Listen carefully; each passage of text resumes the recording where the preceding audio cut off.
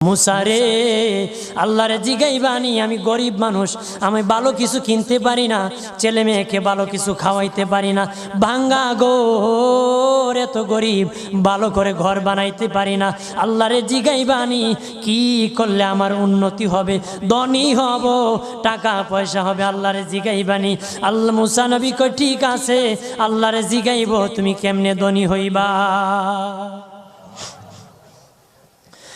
আল্লাহ নবী মুসা নবী তিন রাস্তার মোড়ে যা দেখে একটা লোক বসে আছে, তার দুই হাত নাই, দুই পা নাই, দুই হাত নাই, দুই পা নাই।